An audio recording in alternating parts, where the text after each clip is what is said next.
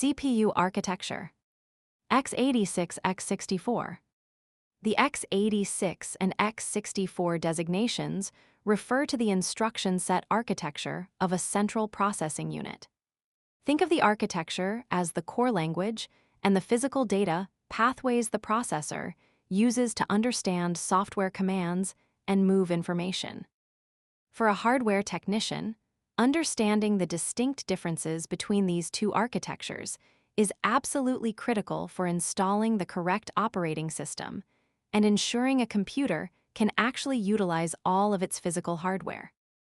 The legacy of x86 and the 32-bit limit.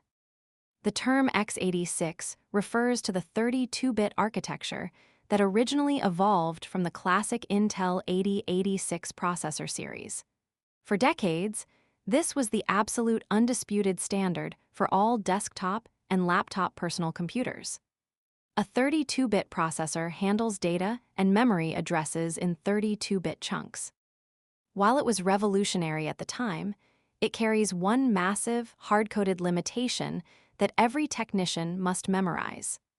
A 32-bit architecture can only physically address a maximum of 4 gigabytes of system memory, RAM. If you build a modern workstation and install 16 or 32 gigabytes of RAM, but then accidentally install a 32-bit x86 operating system, the computer will simply ignore the vast majority of your memory, capping out at roughly 4 gigabytes. The rest of the RAM will sit completely unused. The x64 revolution and massive memory. As operating systems and heavy applications became more complex, that 4 gigabyte limit became a severe bottleneck. To solve this, the industry transitioned to x64, often referred to as AMD 64 or simply 64-bit, which is the 64-bit extension of the original architecture. By widening the data pathways to 64 bits, these modern processors can calculate exponentially larger chunks of data simultaneously.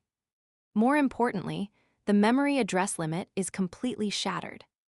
A 64-bit processor can theoretically address up to 16 exabytes of RAM, a number so astronomically large that no consumer desktop or standard enterprise server will hit it in the foreseeable future. Strict software and hardware compatibility rules. When upgrading or repairing a computer, a technician must perfectly navigate the compatibility between the physical silicon processor, the installed operating system, and the individual software applications. There are strict, unbreakable rules governing how 32-bit and 64-bit environments interact. The processor. A modern 64-bit processor is fully backward compatible at the hardware level. It is designed to run a 64-bit operating system, but it can safely run an older 32-bit operating system if an industrial legacy machine requires it. However, an older 32-bit processor can never run a 64-bit operating system. The operating system. If you install a modern 64-bit version of Windows, it features a built-in translation subsystem, known as WoW64, that allows it to perfectly run older 32-bit software applications alongside modern ones.